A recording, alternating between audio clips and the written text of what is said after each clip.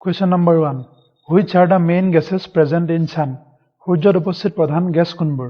The options are argon and helium, hydrogen and helium, hydrogen and argon, hydrogen and carbon dioxide. The correct option is option B, hydrogen and helium. অৰ্থাৎ সূৰ্যত উপস্থিত থকা প্ৰধান গেছসমূহৰ ভিতৰত হৈছে hydrogen আৰু helium. Next question number 2. What is the name of biggest planet in our solar system? আমাৰ সৌৰজগতৰ আটাইতকৈ ডাঙৰ গ্ৰহটোৰ নাম। The options are Jupiter, Mercury, Venus, Neptune. The correct option is option A, Jupiter. অৰ্থাৎ বৃহস্পতি গ্ৰহ হৈছে সৌৰজগতৰ আটাইতকৈ ডাঙৰ গ্ৰহ। Next question number 3. Which planet is smallest in size in solar system? সৌৰজগতত কোনটো গ্ৰহৰ আকাৰ আটাইতকৈ সৰু? Options are Mars, Mercury, Venus, Saturn. The correct option is option B, Mercury. অৰ্থাৎ বুধ গ্ৰহ। বুধ গ্ৰহ হৈছে সৌৰজগতৰ আটাইতকৈ সৰু গ্ৰহ। Next question number 4. Which planet is brightest? অৰ্থাৎ সৌৰজগতৰ আটাইতকৈ উজ্জ্বল গ্ৰহ কোনটো? The options are Neptune, Mercury, Venus, Saturn. The correct option is option C, Venus. অৰ্থাৎ শুক্ৰ গ্ৰহ হৈছে সৌৰজগতৰ আটাইতকৈ উজ্জ্বল গ্ৰহ। Next question number 5. Which planet is also known as red planet? অৰ্থাৎ সৌৰজগতৰ কোনটো গ্ৰহক ৰঙা গ্ৰহ বুলি কোৱা হয়? The options are Mercury, Venus, Mars, Jupiter. The correct option is option C, Mars. অৰ্থাৎ মঙ্গল গ্ৰহ। মঙ্গল গ্ৰহক ৰঙা গ্ৰহ বুলিও কোৱা হয়।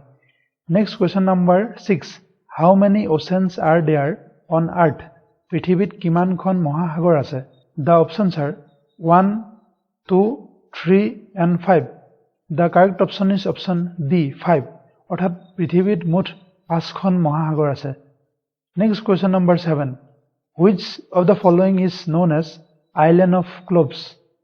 তলৰ কোনখনক লৱণৰ দ্বীপ বুলি জনা যায়? The options are Madagascar, Australia, India and all of the above.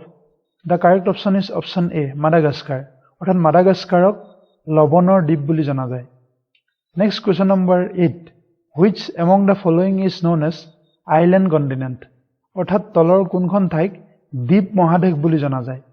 The options are Madagascar, Australia, India, all of the above. The correct option is option B, Australia. অৰ্থাৎ অষ্ট্ৰেলিয়া মহাদেশক দ্বীপ মহাদেশ বুলি জনা যায় কাৰণ ইয়াক সকলো দিশৰ পৰা পানীৰে আগুৰি আছে। Next question number 9. Which among the following is known as Island of Pearls? So মুকুতাৰ দ্বীপ বুলি কোনখন ঠাইক জনা যায়? The options are Bahrain, Saudi Arabia, Australia, Madagascar. The correct option is option A, Bahrain.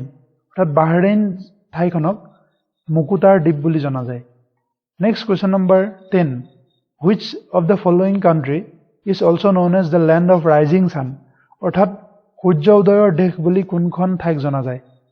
The options are Japan, China, India, USA. The correct option is option A, Japan. অৰ্থাৎ জাপানক সূৰ্য উদয়ৰ দেশ বুলি জনা যায়। Next question number 11. Which city is also known as eternal city? অৰ্থাৎ কোনখন চহৰক চিৰন্তন নগৰ বুলি জনা যায়? The options are Oslo, Rome, Cape Town, Tokyo. The correct option is option B, Rome. গতিকে ৰোম চহৰখনক চিৰন্তন নগৰ বুলি জনা যায়। Next question number 12. Which city is also known as windy city? অৰ্থাৎ বতাহৰ চহৰ বুলি কোনখন চহৰক জনা যায়? The options are Oslo, Tokyo, Chicago, Cape Town. The correct option is option C, Chicago. Chicago চহৰক বতাহৰ চহৰ বুলিও জনা যায়। The next question. Which continent is also known as dark continent? অৰ্থাৎ dark continent বুলি কোনখন মহাদেশক জনা যায়? The options are Asia, Europe, Australia, Africa. The correct option is option D, Africa. Africa মহাদেশক dark মহাদেশ বুলিও জনা যায় অৰ্থাৎ ক'লা মহাদেশ। Next question number 14. Baluchistan plateau is in. অৰ্থাৎ বালুচিস্তান মালভূমি ক'ত আছে? The correct option is option D, Pakistan. অৰ্থাৎ পাকিস্তান দেশখন বালুচিস্তান মালভূমিৰ ভিতৰত আছে। Next question number 15. Aryabhatta satellite was launched in. Aryabhatta উপগ্ৰহটো উৎক্ষেপণ কৰা হৈছিল। The options are 1973, 1974, 1975, 1976. The correct option is option C, 1975. অৰ্থাৎ 1975 চনত আৰ্যভট্ট উপগ্ৰহটো উৎক্ষেপণ কৰা হৈছিল আৰু আৰ্যভট্ট হৈছে ভাৰতৰ দ্বাৰা উৎক্ষেপণ কৰা প্ৰথমটো কৃত্ৰিম উপগ্ৰহ next question number 16 which state has maximum length of roads in India গতিকে ভাৰতৰ কোনখন ৰাজ্যত সৰ্বাধিক পথৰ দৈৰ্ঘ্য আছে the options are Maharashtra Punjab Haryana Himachal Pradesh the correct option is option A Maharashtra অৰ্থাৎ মহাৰাষ্ট্ৰ ৰাজ্যখনত সৰ্বাধিক পথ আছে next question number 17 which country has the largest coastline অৰ্থাৎ কোনখন দেশত সৰ্বাধিক উপকূল ৰেখা আছে the options are Canada USA Brazil Australia the correct option is option A Canada next question number 18 which is most fertile region of India অৰ্থাৎ ভাৰতৰ আটাইতকৈ উৰ্বৰ অঞ্চলটো কোনটো the options are the Himalayas the Indo-Gangetic plain the peninsular plateau the central highlands the correct option is option B the Indo-Gangetic plain অৰ্থাৎ ভাৰতৰ আটাইতকৈ উৰ্বৰ অঞ্চলটো হৈছে ভাৰতৰ গংগা উপত্যকা অঞ্চল next question number 19 the oldest oil refinery in India is at ভাৰতবৰ্ষৰ আটাইতকৈ পুৰণি তেল শোধনাগাৰটো ক'ত আছে the options are Digboi Haldia Koyali Nunmati the correct option is option A Digboi question number 20 which river is also known as Yellow river অৰ্থাৎ কোনখন নদীক হালধীয়া নদী বুলি জনা যায় Kaveri Huanghu Amazon Damodar the correct option is option B the Huanghu river অৰ্থাৎ Huanghu নদীক হালধীয়া নদী বুলি জনা যায় আৰু Huanghu river চাইনাত আছে next question number 21 which of the following crops is regarded as a plantation crop অৰ্থাৎ কোনটো শস্যক বাগিচাৰ শস্য বুলি জনা যায় the options are coconut cotton sugarcane and rice the correct option is option A coconut অৰ্থাৎ নাৰিকলক বাগিচাৰ শস্য বুলি জনা যায় next question number 22 the watershed between India and Myanmar is formed by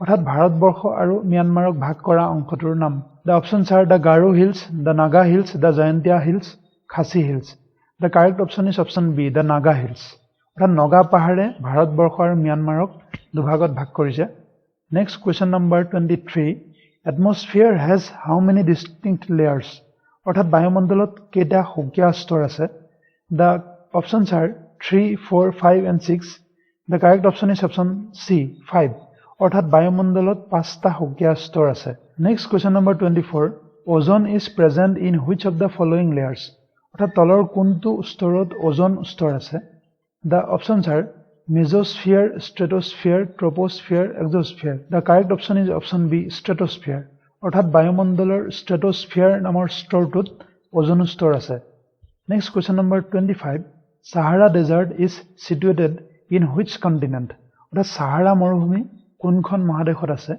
অপচনবোৰ হৈছে Asia Australia Africa Europe the correct option is option C Africa next question number 26 how many continents are there in the world পৃথিৱীত কিমানখন মহাদেশ আছে the options are 4 5 6 and 7 the correct option is option D 7 অৰ্থাৎ পৃথিৱীত 7খন মহাদেশ আছে next question number 27 big bang theory is formulated and proposed by Belgian astronomer অৰ্থাৎ কোনজন বেলজিয়ান জ্যোতিৰ্বিজ্ঞানীয়ে বিগ বেং তত্ত্ব প্ৰণয়ন আৰু প্ৰসাৰ কৰিছিল ইয়াৰ শুদ্ধ অপচনটো হ'ব অপচন সি অৰ্থাৎ জন বলেনে বিশ্বব্ৰহ্মাণ্ডৰ উৎপত্তি সম্পৰ্কে থকা বিগ বেং তত্ত্বটো প্ৰণয়ন আৰু প্ৰস্তাৱ কৰিছিল next question number 28 stars are made of তৰাবোৰ তৈয়াৰ হৈছে অপচনবোৰ হৈছে hot burning gases coal gases hot solid materials coal solid materials